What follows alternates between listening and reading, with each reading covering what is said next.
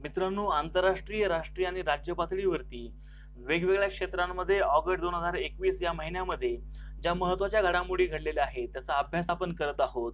या महिन्यावरती आधारित भाग 1 यापूर्वीच मी चॅनलवरती पोस्ट केलेला आहे. तो भाग तुम्ही पाहिला असेलच. आजचा जो भाग 2 आहे यामध्ये आपण या महिन्यात घडलेल्या पुढील घडामोडींची माहिती जाणून घेणार आहोत. त्यामुळे आजचा व्हिडिओ सुरुवातीपासून शेवटपर्यंत काळजीपूर्वक पहा.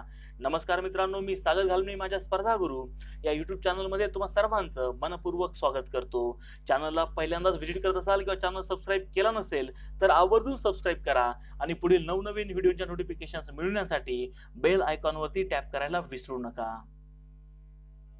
चला तर मित्रांनो, आजच्या व्हिडिओला सुरुवात करूया. पुढील घडामोड मित्रांनो, लोकमान्य बाळ गंगाधर टिळक यांची पुण्यतिथी 1 ऑगस्ट रोजी साजरी केली जाते. 1 ऑगस्ट 1920 रोजी लोकमान्य टिळकांचं त्या ठिकाणी निधन झालेलं होतं. दरवर्षी त्यांची पुण्यतिथी 1 ऑगस्टला साजरी केली जाते. मित्रांनो, या वर्षाची जी काही पुण्यतिथी आहे ती महत्वाची, कारण का तर टिळकांचा जो काही स्मृती शताब्दी महोत्सव होता त्याची 1 ऑगस्ट 2021 रोजी त्या ठिकाणी समारोप झालेला आहे. 1 ऑगस्ट 2020 रोजी त्या ठिकाणी स्मृती शताब्दी सुरू झालेली होती आणि समारोप झालाय आता 1 ऑगस्ट 2021 ला. मित्रांनो, लोकमान्य टिळक कोण आहेत हे नव्याने सांगण्याची गरज नाही. रयतेचे 12 बलुतेदारांचे तेल्या तांबोळ्यांचे पुढारी म्हणून लोकमान्य टिळकांची ओळख आहे. आणि सगळ्यात महत्वाचं, ज्यांना भारतीय असंतोषाचे जनक असं मानलं जातं, त्यांचे जे काही विरोधक होते ते त्यांना भारतीय असंतोषाचे जनक म्हणून त्यांना संबोधायचे. आणि मित्रांनो, हेच भारतीय असंतोषाचे जनक ज्यांनी भारताच्या स्वातंत्र्यासाठी अहोरात्र मेहनत घेतली. होमरूल लीग चळवळ सारखी चळवळ त्यांनी सुरू केली आणि जो काही दादाभाई नौरोजींनी चतुस्तरीचा कार्यक्रम देशाला दिला तो त्यांनी संपूर्ण देशामध्ये प्रसारित करण्याचं काम लोकमान्य टिळकांनी केलं होतं. त्यांच्या या स्मृती शताब्दीच्या निमित्तानं त्यांची जी काही कामगिरी आहे, ज्यामध्ये आपल्याला प्रश्न विचारले जाऊ शकतात, त्यावरचा एक आढावा आपण थोडक्यात घेऊया. रयतेचे 12 बलुतेदारांचे तसेच तेल्या तांबोळ्यांचे पुढारी म्हणून लोकमान्य टिळकांना ओळखलं जातं. त्यांनी शेतकऱ्यांविषयी काही महत्वाचे उद्गार काढले होते. प्रश्न येऊ शकतो की हे उद्गार कोणी काढलेले आहेत? तर मित्रांनो, देशातील उद्योगधंदे वाढवणं आणि शेतकऱ्यांस हलक्या व्याजानं पैसे देण्याकरिता पेढ्या काढणं हे दोनच शेतकऱ्यास ऋणमुक्त करण्याचे, त्या ठिकाणी कर्जमुक्त करण्याचे खरे उपाय आहेत. हे उद्गार त्या ठिकाणी लोकमान्य टिळकांनी काढलेले आहेत. 1895-96 मध्ये त्यांनी शेतकऱ्यांविषयी हे लेखन केलेलं आहे. केसरी व मराठा वृत्तपत्र त्यांनी सुरू केलं आणि याच माध्यमातून त्यांचं हे शेतकऱ्यांविषयीचं लेखन. 1880 ते 1908 या 28 वर्षांच्या कालावधीमध्ये इतर लेखनाबरोबरच शेतकऱ्यांचे व शेतीचे प्रश्न, दुष्काळ या विषयांवरती सातत्यानं लोकमान्य टिळक लेखन करत आलेले होते. भारतातील शेती, शेतकऱ्यांचे प्रश्न, शेतीचे अर्थशास्त्र यांची समग्र मांडणी करणारे लोकमान्य टिळक हे पहिले राजकीय व राष्ट्रीय नेते होत. वि. पर्वतेंसारख्या लेखकांनी लोकमान्यांविषयी व्यक्त केलेले विचार काय, तर आधुनिक भारताचे पहिले कृषी अर्थतज्ञ लोकमान्य टिळक होते. मित्रांनो, पर्वते जे एक प्रसिद्ध लेखक आहेत त्यांनी टिळकांबद्दल काय म्हटलं हे वाक्य महत्वाचं. तर आधुनिक भारताचे पहिले कृषी अर्थतज्ञ कोण, तर लोकमान्य टिळक. हे पर्वतेंनी त्या ठिकाणी टिळकांबद्दल ही कृतज्ञता त्यांच्या विचारातून व्यक्त केलेली आहे. न्यायमूर्ती महादेव गोविंद रानडे यांनी सन 1870 मध्ये पुण्यात सार्वजनिक सभेची स्थापना केली. या सभेनं दारिद्र्य या अनुषंगानं सन 1873 मध्ये महाराष्ट्राची आर्थिक पाहणी केलेली होती. आधुनिक शास्त्रीय पद्धतीनं केली गेलेली ही पहिली त्या ठिकाणी दारिद्र्याबाबतची ही पहिलीच पाहणी होती. भारतीय अर्थकारण हे मुख्यतः शेतीचे अर्थकारण आहे आणि ही शेती निकृष्ट होत चालली आहे. शेतकरी कंगाल होत आहे. दुष्काळात लक्षावधी माणसं मरत आहेत. सरकार जमीन महसूल अफाट प्रमाणात वसूल करीत आहे. भारतातील गरिबीचं मूळ त्यात आहे. अशा प्रकारे भारतातील दारिद्र्याची लोकमान्यांनी या वरील त्या ठिकाणी शब्दांमध्ये दारिद्र्याची चिकित्सा केलेली आहे या अहवालाच्या त्या ठिकाणी अनुषंगानं. शेतीची निकृष्टावस्था म्हणजे आमच्या राष्ट्राचीच निकृष्टावस्था होय. हिंदुस्थानात शेतकरी हा राष्ट्राचा आत्मा आहे. त्याच्यावरील मालिन्याचा पगडा दूर केला तरच हिंदुस्थानचा उद्धार होईल. हे प्रमेय, हा सिद्धांत त्या ठिकाणी लोकमान्य टिळकांनी आग्रहानं मांडलेला आहे. दुष्काळ निवारणासाठी फामीन बिलाची अंमलबजावणी झाली पाहिजे अशी भूमिका लोकमान्य टिळकांनी केलेली होती. त्या ठिकाणी दुष्काळ निवारणासाठी इंग्रजांनी फामीन बिल आणलं, मात्र त्याची अंमलबजावणी इंग्रजांनी केलीच नाही. या फामीन बिलाची अंमलबजावणी इंग्रजांनी करावी अशी आग्रही भूमिका टिळकांनी घेतलेली होती. सरकारच्या दप्तरात बंद असलेलं फामीन बिल मिळवून त्याचं सुगम मराठीमध्ये भाषांतर लोकमान्य टिळकांनी केलं आणि त्याच्या जवळजवळ 6,000 प्रती छापून त्या ग्रामीण भागातील जनतेमध्ये वाटलेल्या होत्या आणि त्या ठिकाणी या फामीन बिलाबाबत जागृती केलेली होती. फामीन बिल त्या ठिकाणी शेतकऱ्यांसाठी, ग्रामीण भागातील, दुष्काळ भागातील लोकांसाठी चांगलं होतं, मात्र इंग्रजांनी ते फक्त कागदोपत्रीच तयार केलं, प्रत्यक्षात अंमलबजावणी कधीच केली नाही. लोकमान्य टिळकांवरती आधारित एक पुस्तक सवी बापट यांनी त्या ठिकाणी लिहिलेलं आहे, लोकमान्य टिळक यांच्या आठवणी आणि आख्यायिका, हे या पुस्तकाचं नाव. या त्रिखंडी ग्रंथराजाचं परममित्र प्रकाशनाकडून पुन्हा प्रकाशन करण्यात आलेलं आहे. बंगालमध्ये शिवजयंती उत्सवाला त्या ठिकाणी सुरुवात झाली. मित्रांनो, ज्या प्रकारे महाराष्ट्रामध्ये गणेशोत्सव आणि शिवजयंती उत्सव लोकमान्य टिळकांनी सुरू केला, तर त्याच वेळेला हा शिवजयंती उत्सव बंगालमध्ये सुद्धा सुरू झालेला आहे. आता शिवजयंती उत्सव त्या ठिकाणी महाराष्ट्रामध्ये पहिल्यांदा सुरू करण्याचा मान महात्मा फुलेंकडे जातो, मात्र तो बंद झाला काही कालावधीने आणि त्याचं परत पुनरुज्जीवन त्या ठिकाणी लोकमान्य टिळकांनी केलं. तर असाच शिवजयंती उत्सव बंगालमध्ये त्या ठिकाणी सुरू झालेला होता. तर ज्या वेळेला बंगालमध्ये हा शिवजयंती उत्सव सुरू झाला, या उत्सवात त्या ठिकाणी सुरू ज्या वेळेला झाला त्या पहिल्याच उत्सवामध्ये त्या ठिकाणी राजा सुबोधचंद्र मलिक, बंगालमधील राष्ट्रीय शिक्षण चळवळीचे जनक ब्रह्मबांधव उपाध्याय, संध्या या प्रखर राष्ट्रवादी वर्तमानपत्राचे संपादक मोतीलाल घोष यांनी हा त्या ठिकाणी शिवजयंती उत्सव बंगालमध्ये सुरू केलेला होता. त्या कालावधीमध्ये कोलकात्यामध्ये 4 जून 1906 या दिवशी शिवजयंती व स्वदेशी वस्तूंच्या प्रदर्शनाची भव्य सुरुवात त्यावेळेला करण्यात आलेली होती. आणि मित्रांनो, यावेळी Lokmanya Tilak, GS Khaparde, doctor BS Monjee, Ashwini Kumar Dutt हे उपस्थित होते. मित्रांनो, अलीकडच्या काही दिवसांमध्ये शिवाजी महाराज फक्त महाराष्ट्राचे त्या ठिकाणी पुत्र, महाराष्ट्राचं भूषण असं त्या ठिकाणी भाषण करते, भाषणामध्ये लावत असतात, त्या ठिकाणी बोलताना सांगत असतात. मात्र विचार करा, त्या ठिकाणी 1906ला ही शिवजयंती बंगालमध्ये उत्साहाने साजरी व्हायला सुरुवात झालेली होती. म्हणजे त्या ठिकाणी छत्रपती शिवाजी महाराज नुसते महाराष्ट्राचेच नाहीत, संबंध त्या ठिकाणी भारताचेच आणि जगाला सुद्धा त्या ठिकाणी वंदनीय असणारे हे त्या ठिकाणी महापुरुष आहेत आणि आपण सुद्धा त्यांचा त्या ठिकाणी उल्लेख करताना हा अशाच पद्धतीने करायला पाहिजे. पॅगासस, मित्रांनो, पॅगाससनं त्या ठिकाणी संपूर्ण भारताचं राजकारण ढवळून निघालेलं आहे. काय आहे पॅगासस, जाणून घेऊया. मित्रांनो, NSO ग्रुप या इस्रायली कंपनीची निर्मिती असलेलं हे एक स्पायवेअर आहे. पॅगासस त्याचं नाव आहे. पॅगासस 2 पद्धतीनं काम करतं. पहिली पद्धत काय, तर मोबाईलवर एक SMS पाठविला जातो, त्याचे लिंकवर क्लिक केलं की लगेच आपल्या त्या ठिकाणी डिव्हाइसवरती हल्ला होतो आणि सगळी माहिती त्या ठिकाणी पॅगाससला मिळते. दुसरी पद्धत काय आहे, 0 क्लिक, म्हणजे आपल्याला नुसता SMS जरी आला, उघडूनही बघायची गरज नाही, नुसता SMS जरी आला तरी आपल्या मोबाईलवरती हल्ला होतो आणि सगळी माहिती त्या ठिकाणी त्या यंत्रणेला मिळत असते. अशा पद्धतीनं पॅगाससचा वापर करून त्या ठिकाणी माहिती मिळवलेली आहे. अशा पद्धतीचा त्या ठिकाणी भारतीय विरोधकांनी भारतीय सत्ताधाऱ्यांवरती आरोप केलेला आहे आणि यामुळं त्या ठिकाणी जे काही संसदेचं पावसाळी अधिवेशन आहे ते पूर्णपणे त्या ठिकाणी ढवळून निघालेलं होतं. पॅगाससवरती प्रश्न येऊ शकतो. पाळतशाही हा मुद्दा यामुळे त्या ठिकाणी चर्चेत आलेला होता. संयुक्त राष्ट्र सुरक्षा परिषद, मित्रांनो, ही एक महत्वाची युनोची एक संघटना आहे, संस्था आहे आणि यंदा त्या ठिकाणी मित्रांनो भारताकडं 1 महिन्यासाठी या संयुक्त राष्ट्र सुरक्षा परिषदेचं अध्यक्षपद असणार आहे. 75 वर्षांमध्ये प्रथमच पंतप्रधान बैठकीच्या अध्यक्षस्थानी असतील. 1 ऑगस्ट रोजी फ्रान्सकडून ही जबाबदारी भारतानं स्वीकारलेली आहे. भारताचा स्वातंत्र्याचा अमृत महोत्सव आपण साजरा करतोय आणि या अमृत महोत्सवी वर्षामध्ये त्या ठिकाणी या महत्वाच्या संस्थेच्या अध्यक्षपदाचा मान भारताला मिळालेला आहे. 1 ऑगस्ट ते 31 ऑगस्ट या 1 महिन्यासाठी त्या ठिकाणी भारताकडे या संस्थेचं अध्यक्षपद असणार आहे आणि ज्या काही मीटिंग होतील त्यामधील एका मीटिंगचं अध्यक्षपद त्या ठिकाणी अध्यक्षपदी प्रधानमंत्री नरेंद्र मोदी सुद्धा विराजमान असतील. संयुक्त राष्ट्रात भारताचे स्थायी दूत आहेत TS तिरुमूर्ती यांनी हा पदभार स्वीकारला.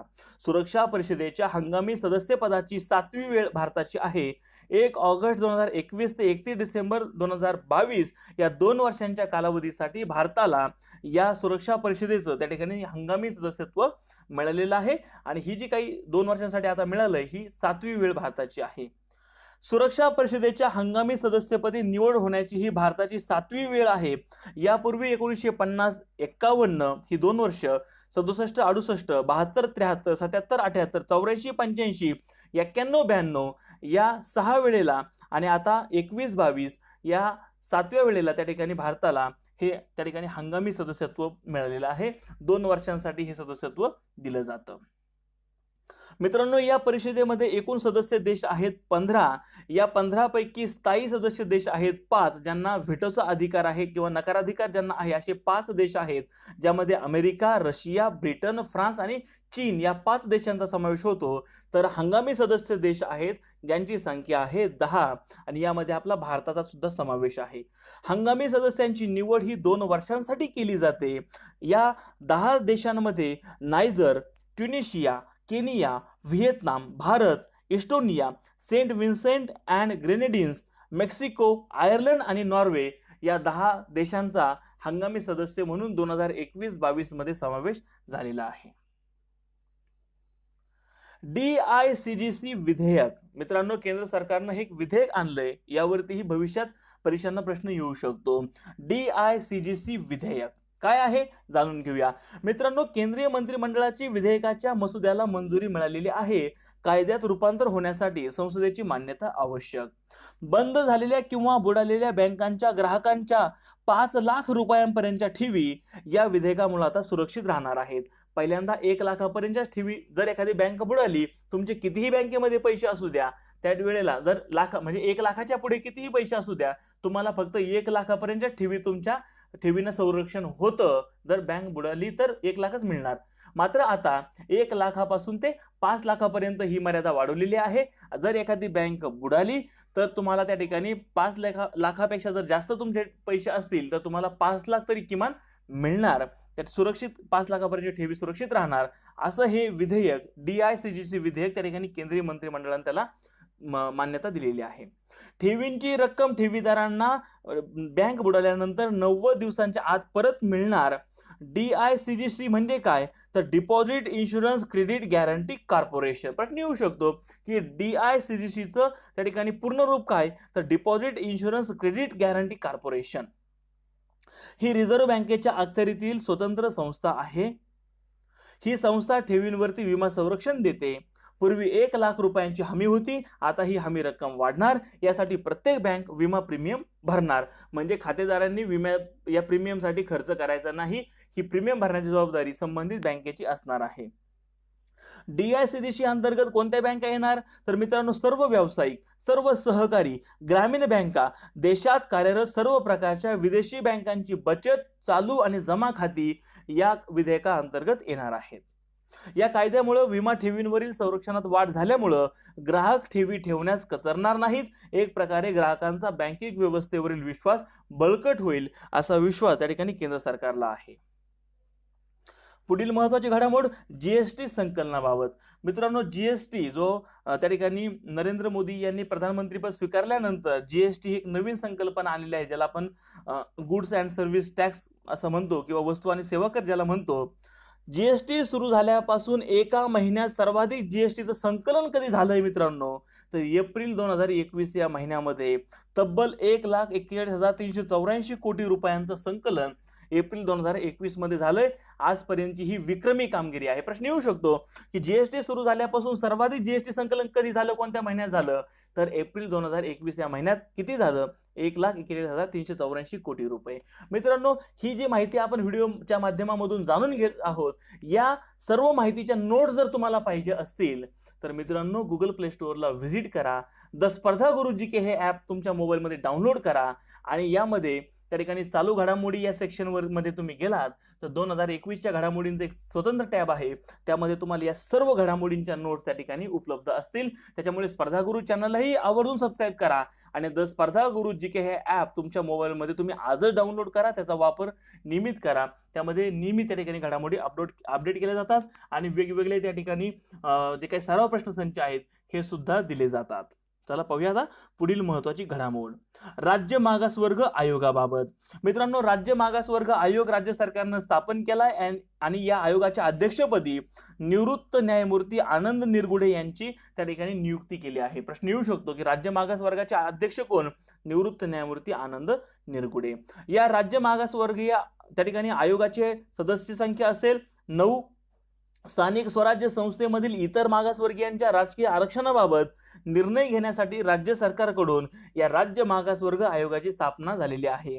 जे काही सर्वोच्च न्यायालयाच्या निकालानुसार स्थानिक स्वराज्य संस्थांमधील जे काही ओबीसींचं आरक्षण आता रद्द झालेलं आहे, जे राजकीय आरक्षण आहे ओबीसींचं ते रद्द झालंय आणि ज्यामुळे राज्यामध्ये एक त्या ठिकाणी सत्ताधारी आणि विरोधी यांच्यामध्ये जे काही घमासान सुरू आहे त्याला आता मार्ग काढण्यासाठी जी संपूर्ण राज्यातील प्रमुख पक्षांची बैठक झालेली होती मुख्यमंत्र्यांच्या उपस्थितीमध्ये, त्यामध्ये राज्य मागासवर्ग आयोग स्थापन करण्याचा निर्णय झालाय आणि स्थानिक स्वराज्य संस्थेमधील इतर मागासवर्गीयांच्या राजकीय आरक्षणाबाबत निर्णय घेण्यासाठी हा आयोग असणार आहे. अध्यक्ष आनंद निरगुडे, सदस्य संख्या 9.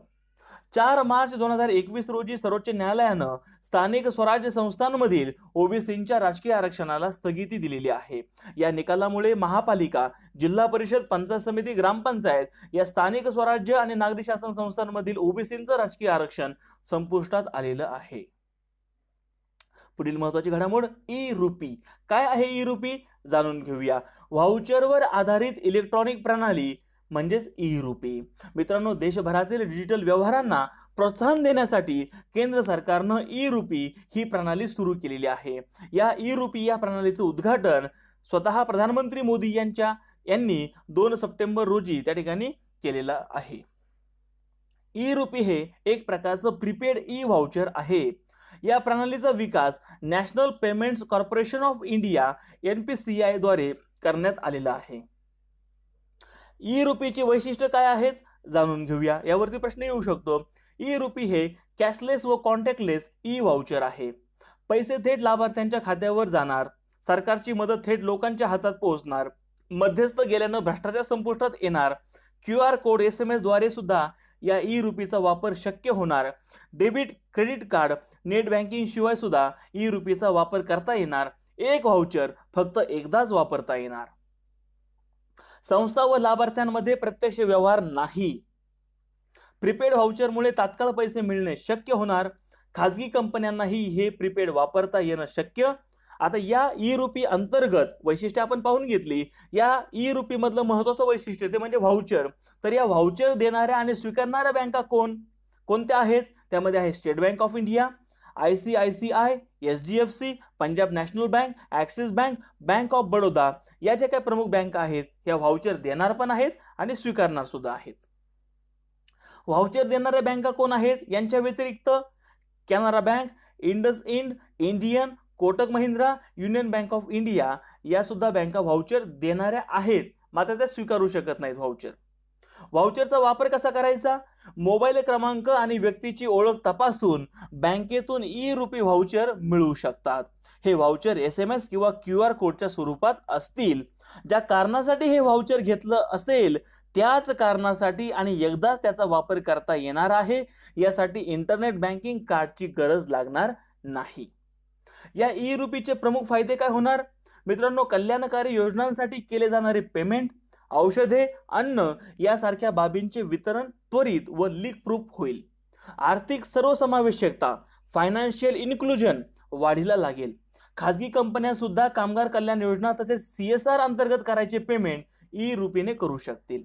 यातील रक्कम ज्या कारणासाठी दिली असेल त्याच कारणासाठी वापरता येईल, अन्य कारणासाठी वापरता येणार नाही. उदाहरणार्थ, जर रक्कम स्टेशनरी खरेदी करण्यासाठी दिली असेल तर स्टेशनरीच खरेदी करता येईल, अन्य कुठलीही खरेदी करता येणार नाही. या पद्धतीचा उपयोग कोविड प्रतिबंधक लसीकरणाचा वेग वाढविण्यासाठी सुद्धा करता येईल. भारतातील डिजिटल गव्हर्नन्सला ई-रुपीमुळे एक नवीन ओळख मिळणार आहे. डिजिटल पेमेंटचं भविष्य. आता जसं ई-रुपी हे सुद्धा डिजिटल पेमेंटच आहे, तर यावरती प्रश्न येऊ शकतो. आता डिजिटल पेमेंटचं भारताचं भविष्य काय आहे जाणून घेऊया.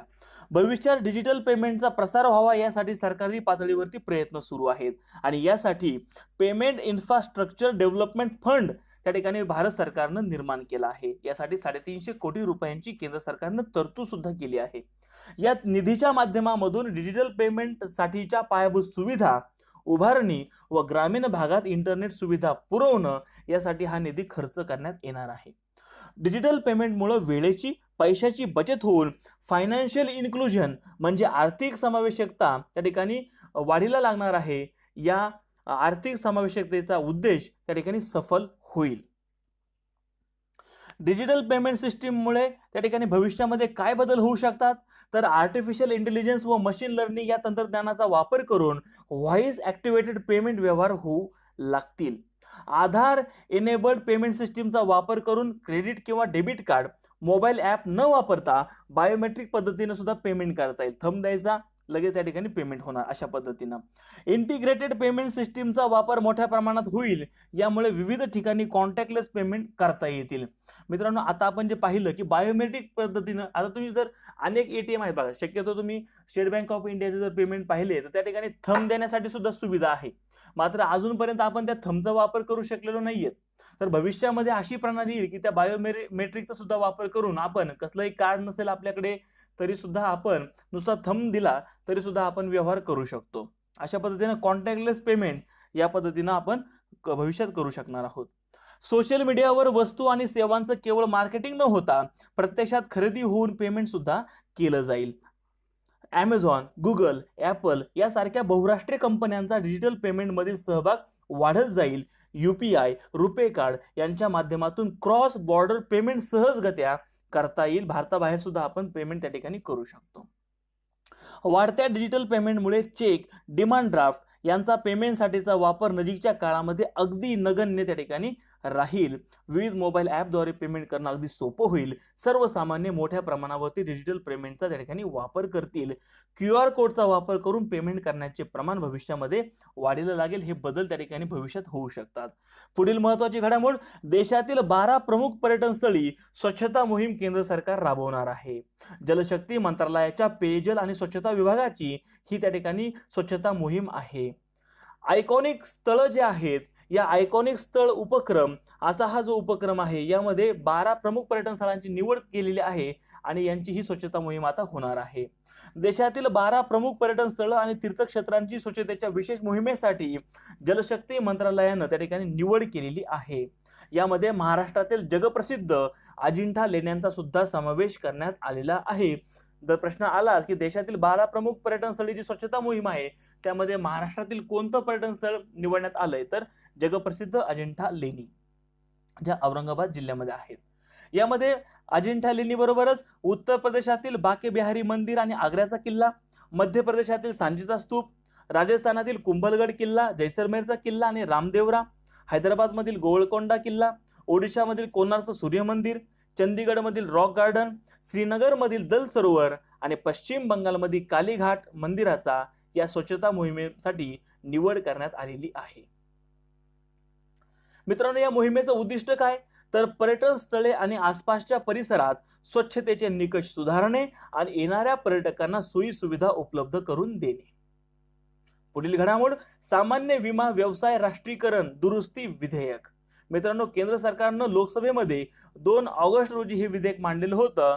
पावसाळी अधिवेशन जे सुरू झालं त्यामध्ये लोकसभेमध्ये हे विधेयक सरकारच्या वतीनं मांडण्यात आलं आणि ते मंजूर सुद्धा झालेलं आहे. या विधेयकामुळे सरकारी सामान्य विमा कंपन्यांमधील सरकारच्या 51% भागीदारीची मर्यादा संपून खासगी क्षेत्राचा त्या ठिकाणी प्रवेशाचा मार्ग आता प्रशस्त होणार आहे.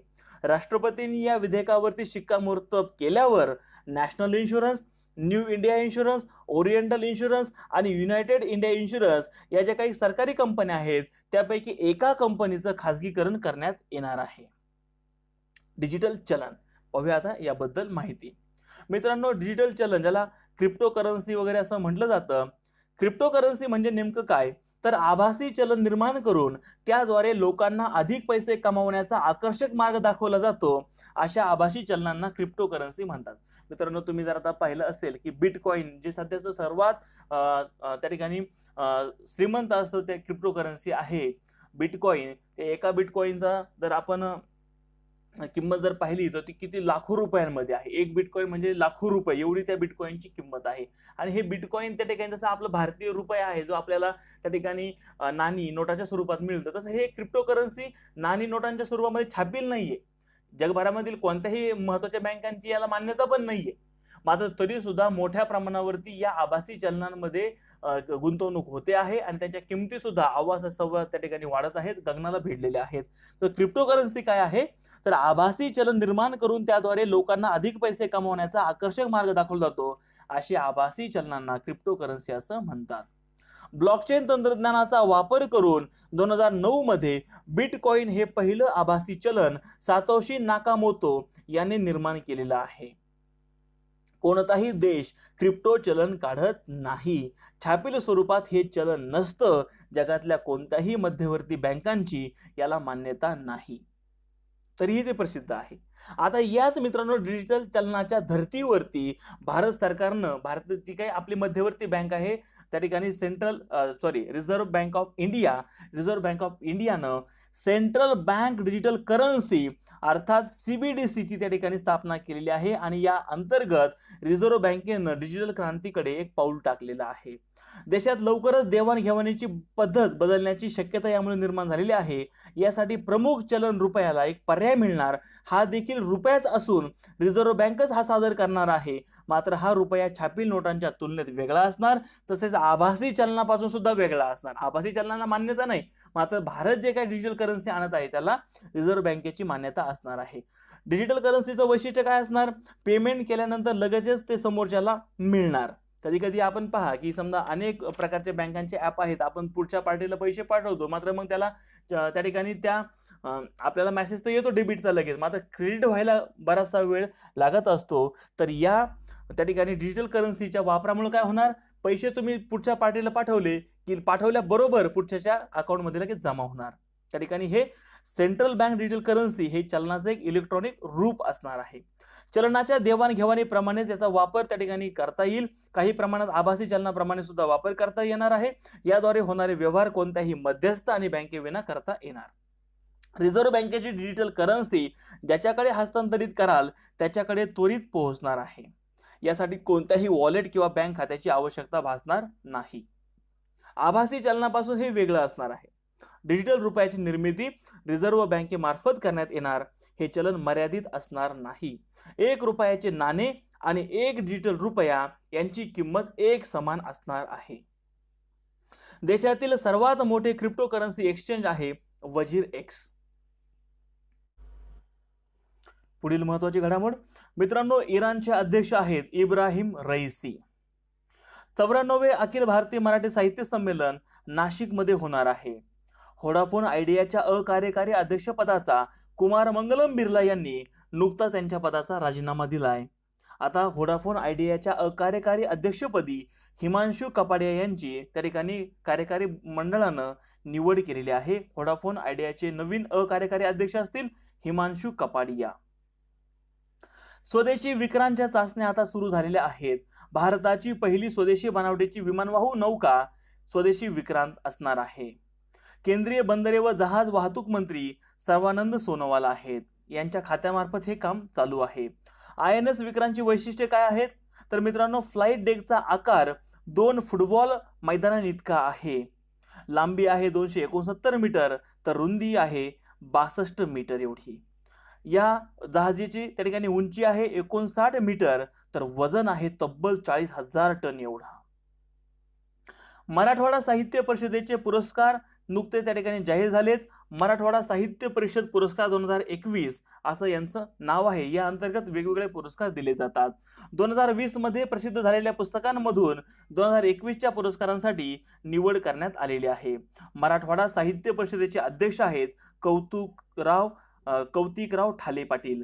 मित्रांनो, कौतिकराव ठाले पाटील हेच त्या ठिकाणी अखिल भारतीय मराठी साहित्य संमेलनाचे सुद्धा किंवा त्या साहित्य महामंडळाचे संमेलनाचे अध्यक्ष तर हे दरवर्षी वेगवेगळे असतात, मात्र अखिल भारतीय मराठी साहित्य महामंडळाचे अध्यक्ष कौतिकराव ठाले पाटील हेच आहेत. नरहर कुरुंदकर वाङ्मय पुरस्कार त्या ठिकाणी बीडच्या ॲडव्होकेट विजय जावळे यांना त्या ठिकाणी जाहीर झाला आहे. त्यांची कादंबरी लोकमात यासाठी हा पुरस्कार त्यांना मिळाला आहे. मराठवाड्यातील कवी, लेखक, समीक्षक, अभ्यासक यांच्या कोणत्याही वाङ्मय प्रकारातील उत्कृष्ट साहित्यासाठी हा पुरस्कार दिला जातो आणि स्वरूप आहे 3000 रुपये रोख. कै कुसुमताई देशमुख काव्य पुरस्कार पुण्याच्या त्या ठिकाणी देवा झिंजाड यांना या कवींना हा पुरस्कार जाहीर झाला आहे. सगळं उलथवून टाकलं पाहिजे या कविता संग्रहासाठी देवा झिंजाड यांना हा पुरस्कार जाहीर झाला आहे. मराठीतील कविता लेखनासाठी हा पुरस्कार दिला जातो आणि स्वरूप आहे 3000 रुपये रोख. सन्मान चिन्ह हे तर असतातच. बी रघुनाथ कथा कादंबरी पुरस्कार सोलापूरच्या संतोष जगताप यांना जाहीर झाला आहे. विजेने चोरलेले दिवस या कादंबरीसाठी त्यांना हा पुरस्कार मिळालेला आहे. मराठीतील उत्कृष्ट कादंबरी किंवा कथा संग्रहासाठी हा पुरस्कार दिला जातो. स्वरूप आहे 3000 रुपये. मित्रांनो, हे जे काही पुस्तकं आहेत यावरती प्रश्न विचारला जाऊ शकतो, पुरस्कारांवरतीही विचारला जाऊ शकतोच, मात्र हे जे काही पुस्तकांची नावं आहेत या पुस्तक आणि त्यांचे लेखक, पुस्तक आणि ते कवी, पुस्तक आणि रचनाकार या अर्थानं हा प्रश्न त्या ठिकाणी यावरती आधारित प्रश्न विचारला जाऊ शकतो. या लेखकांची, कवी आणि त्यांच्या साहित्याची नावं आपल्याला माहिती असली पाहिजेत. कुमार देशमुख नाट्य पुरस्कार औरंगाबादचे त्या ठिकाणी डॉक्टर अनंत कडेठाणकर या नाटककाराला हा पुरस्कार जाहीर झाला आहे. त्यांचं नाटक सालमन या नाटकासाठी त्यांना हा पुरस्कार जाहीर झालेला आहे. पुढील महत्त्वाची घडामोड, पहिली शैक्षणिक उपग्रह वाहिनी. मित्रांनो, कोरोनाच्या त्या ठिकाणी या आपत्कालीन परिस्थितीमुळं, पॅन्डेमिक सिच्युएशनमुळं त्या ठिकाणी संपूर्ण जग ठप्प झालेलं आहे. मार्च 2020 पासूनची ही परिस्थिती जगामध्ये निर्माण झाली आणि मित्रांनो, आपल्या महाराष्ट्रामध्ये 15 मार्च 2020 नंतर त्या ठिकाणी शाळा त्या ठिकाणी बंद आहेत. अजूनही त्या बंद आहेत. मधल्या काही कालावधीमध्ये गेल्या वर्षी सुरू झाल्या, मात्र पुन्हा बंद झाल्या दुसरी लाट आल्यानंतर. तर आता सध्याचे काही या कोरोनामुळे शाळा बंद आहेत, मात्र शासन त्या ठिकाणी वेगवेगळ्या माध्यमातून मुलांचं शिक्षण सुरू राहावं म्हणून प्रयत्न करतंय. तर अशाच पद्धतीनं देशातील जी काही पहिली शैक्षणिक उपग्रह वाहिनी आहे त्या अनुषंगाने ही प्रश्न येऊ शकतो. देशातील पहिली शैक्षणिक उपग्रह वाहिनी कोणती? तर दूरदर्शन व्यास. वाजपेयी सरकारच्या काळामध्ये ही पहिली शैक्षणिक उपग्रह वाहिनी दूरदर्शन व्यास सुरू झालेली होती. 24 तास चालणारी ही उपग्रह शैक्षणिक वाहिनी होती.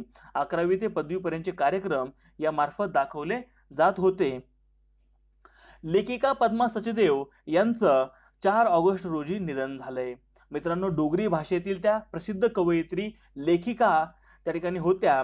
त्यांना पद्मश्री, कबीर सन्मान या महत्त्वाच्या पुरस्कारांनी सुद्धा त्यांना सन्मानित करण्यात आलेलं आहे. मेरी कविता मेरे गीत या काव्यसंग्रहाला 1971 मध्ये साहित्य अकादमी पुरस्कार सुद्धा मिळालेला होता. तावी आणि चिनाब, चिठ चेठे या त्यांचा आठवणींचा संग्रह आहे. या त्यांच्या प्रसिद्ध साहित्य कृती आहेत. आणि मित्रांनो, डोगरी भाषा ही काश्मीरमधील एक प्रसिद्ध भाषा आहे. भूकंपाची पूर्वसूचना देणारं देशातील पहिलं मोबाईल ॲप त्या ठिकाणी विकसित करण्यात आलंय, ज्याचं नाव आहे उत्तराखंड भूकंप अलर्ट. यावरती प्रश्न येऊ शकतो. भूकंपाची पूर्वसूचना देणारं देशातील पहिलं मोबाईल ॲप उत्तराखंड भूकंप अलर्ट. IIT रुर्कीनं हे ॲप त्या ठिकाणी विकसित केलेलं आहे. उत्तराखंड राज्याचे मुख्यमंत्री आहेत पुष्कर सिंग धामी. जगातील सर्वात उंचीवरील रस्ता भारतानं त्या ठिकाणी तयार केलाय. भारतानं पूर्व लडाखमध्ये सर्वात उंचावरती म्हणजे 19,300 फुटांवरती हा जगातील सर्वात उंचीवरील रस्ता बांधलेला आहे. भारतानं बोलिव्हियाचा विक्रम मोडलाय. बोलिव्हियानं 18,953 फुटांवरती रस्ता बांधला होता.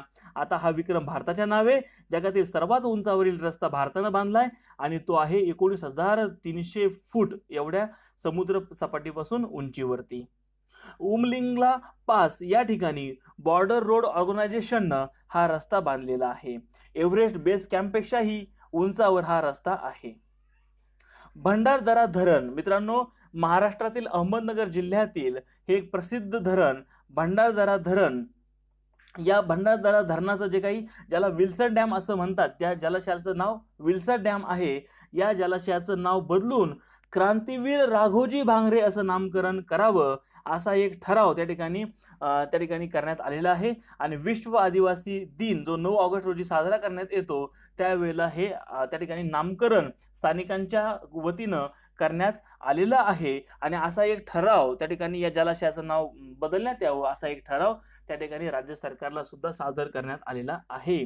भंडारदरा धरण ज्याच्या जलाशयाचं नाव विल्सन डॅम आहे त्याचं नाव बदलून क्रांतीवीर राघोजी भांगरे असा करावं असा ठराव त्या ठिकाणी प्रस्ताव राज्य सरकारकडे गेलेला आहे। रिझर्व्ह बँकेनं त्या ठिकाणी अंदाज त्यांचे व्यक्त केलेले आहेत। रिझर्व्ह बँकेचे विद्यमान गव्हर्नर आहे शक्तिकांत दास। वर्ष 2021-22 मध्ये सकल राष्ट्रीय उत्पन्न वाढ 9.5% राहील असा बँकेनं अंदाज व्यक्त केलाय। या वर्षात पहिल्या तिमाहीत 21.4%, दुसऱ्या तिमाहीत 7.3%, तिसऱ्या तिमाहीत 6.3% आणि चौथ्या तिमाहीत 6.1% अशी जीडीपी मध्ये वाढ होण्याचा अंदाज बँकेनं व्यक्त केला। या अंदाजांवरती सुद्धा प्रश्न येतात मित्रांनो। आता पहिली तिमाही कधी असते? एप्रिल मे जूनला असते। दुसरी तिमाही जुलै ऑगस्ट सप्टेंबरला, तिसरी तिमाही ऑक्टोबर नोव्हेंबर डिसेंबरला आणि चौथी तिमाही त्या ठिकाणी जानेवारी फेब्रुवारी आणि मार्च या महिन्यांमध्ये असते। तर अशा पद्धतीने या तिमाहींमध्ये जीडीपी मध्ये कशा पद्धतीने वाढ होईल हा अंदाज बँकेनं दिलाय। पुढील आर्थिक वर्षाच्या पहिल्या तिमाहीत हा दर 17.2% राहण्याचा अंदाज आरबीआयनं व्यक्त केलाय। ग्राहकांच्या क्रय शक्तीवरती आधारित चलन फुगवट्याचा दर या आर्थिक वर्षात 5.7% राहण्याचा अंदाज आरबीआयनं व्यक्त केलाय। रिझर्व्ह रेपो रेट आरबीआयनं 3.35% कायम ठेवलाय। रेपो रेट 4% ठेवलाय। यामध्ये कसलेही बदल करण्यात आलेले नाहीत। मार्जिनल स्टँडिंग फॅसिलिटी दर व बँक दर जो आहे तो 4.25% ठेवलेला आहे। यामध्ये कसलेही प्रकारचे बदल या तीनही दरांमध्ये करण्यात आलेले नाहीत। राजीव गांधी खेलरत्न पुरस्काराचं नाव बदलण्यात आलेलं आहे। मित्रांनो, भारतातील क्रीडा प्रकारामधील सर्वोच्च पुरस्कार ज्याला मानलं जातं तो राजीव गांधी खेलरत्न पुरस्कार, त्याचं आता नामकरण त्या ठिकाणी वेगळं करण्यात आलेलं आहे। प्रधानमंत्री नरेंद्र मोदी यांनी त्या ठिकाणी या संदर्भात घोषणा केलेली आहे ज्यावेळेला नीरज चोप्रानं पदक जिंकलं।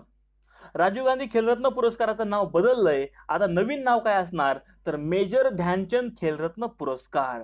टोकियो ऑलिम्पिक मध्ये भारतीय हॉकी संघाच्या यशानंतर केंद्र सरकारनं क्रीडा क्षेत्रातील प्रतिष्ठेच्या पुरस्काराचं त्या ठिकाणी नाव बदललेलं आहे। पंतप्रधानांकडून 6 ऑगस्ट रोजी ही घोषणा झालेली आहे आणि नीरज चोप्रानं मात्र पुढच्या दिवशी 7 ऑगस्टला भालाफेकीमध्ये सुवर्ण पदक जिंकलंय। तर ती मी नीरज चोप्राच्या त्या ठिकाणी यशाबद्दल नाही, नीरज चोप्राच्या यशाबद्दल राष्ट्रीय भालाफेक दिवस आणि हॉकीमध्ये जे काही यश मिळालेलं आहे 40 वर्षांनंतर, आणि म्हणून त्या ठिकाणी प्रधानमंत्र्यांनी ही घोषणा केली 6 ऑगस्टला। आणि आता राजीव गांधी खेलरत्न पुरस्काराचं नाव असेल मेजर ध्यानचंद खेलरत्न पुरस्कार। सध्या देशाचे क्रीडा मंत्री आहेत अनुराग सिंग ठाकूर। तर मित्रांनो, अशा पद्धतीनं ऑगस्ट 2021 या महिन्यामध्ये ज्या महत्त्वाच्या चालू घडामोडी घडलेल्या आहेत त्यांची माहिती देणारा हा ऑगस्ट 2021 वरती आधारित भाग दुसरा तुम्ही हा संपूर्ण व्हिडिओ पाहिला त्याबद्दल मी आपला आभारी आहे। आजचा व्हिडिओ जर तुम्हाला आवडला असेल तर नक्कीच व्हिडिओला लाईक करा, कमेंट्स करा, इतरही तुमच्या मित्रांना ग्रुप्समध्ये शेअर करायला विसरू नका आणि चॅनल आवर्जून सबस्क्राईब करा। मित्रांनो, या व्हिडिओमधील माहितीच्या नोट्स जर तुम्हाला पाहिजे असतील तर गुगल प्ले स्टोअरला व्हिजिट करा आणि द स्पर्धा गुरु जीके हे माझं ॲप आजच तुमच्या मोबाईलमध्ये डाउनलोड करून घ्या। आणि अशाच पद्धतीनं नवनवीन माहिती देणारे व्हिडिओ पाहण्यासाठी आपला आवडता चॅनल स्पर्धा गुरु नियमित पाहत रहा। धन्यवाद मित्रांनो।